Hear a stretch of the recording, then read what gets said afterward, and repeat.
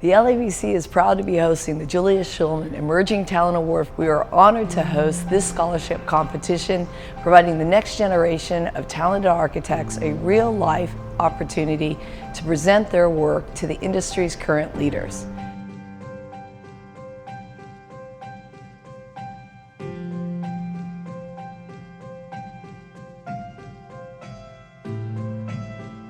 This year we chose permanent supportive housing for the homeless for the Shulman Design Competition. We asked the students to design a prototype or a modular design that can be adapted to multiple sites. So this year the students were given two sites, one that was 10,000 square feet and another one that was 20,000 square feet, and that allowed the students to be creative about how they deployed the modules. On the smaller site, we were more compact and dense. On the larger site, we had a little bit more freedom with the FAR, but it allowed for the same module to be reconfigured in two different ways. So when we got the brief and realized that it's going to be a supportive housing for homeless, we started doing our research on homelessness and realized that the problem is a big issue that encompasses more than just architecture. So our first sort of approach was to really find where can architecture fit into this sort of complex issue. Well, this year we took on one of the most compelling issues in Los Angeles, which is homelessness.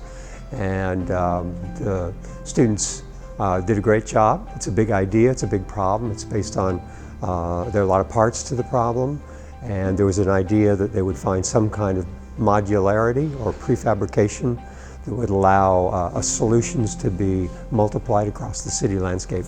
Actually, what we think is we are offering them not only a shelter, we also offer them with opportunities for jobs, opportunities for getting involved with our community.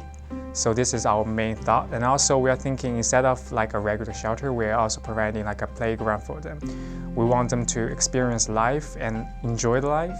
So the idea of modularity, which was a premise of this project, is a really challenging concept. From the city perspective, we found that sometimes the modular construction methodologies are not necessarily cheaper. So the challenge to the students as they move into the next part of their career could be helping companies figure out how really to do modular cost effectively. I think the most challenging aspect of the project is the amount of space that, because we were tasked with designing something that would be able to implement in different sites. So that part of it kind of, we had to keep playing around with the design to make sure it accommodated multiple sites. Some of the key thing is that we're recognizing that we need to try and provide this housing faster, preferably cheaper, and to be able to really make a dent in the homeless crisis we have. So I felt each of the student teams really looked at the opportunity here to address those overall goals. And I think through varying levels of success, they focused on what was going to be the living experience for the residents involved. So I thought that was a really strong thing that came through all of the different ideas they came up with. There's a lot of light in each unit, and that plays a big role in bringing light and sort of making the unit feel like a house rather than just part of like a permanent unit. We're excited to see other teams' presentation too. It's definitely a rare opportunity where you present in front of your competition. I think one thing that we try to highlight is that architecture is not the only solution for homelessness. And I think that's the difference, because architecture in the past kind of tried to create all this like supportive housing projects as if like they will be the only solution to it.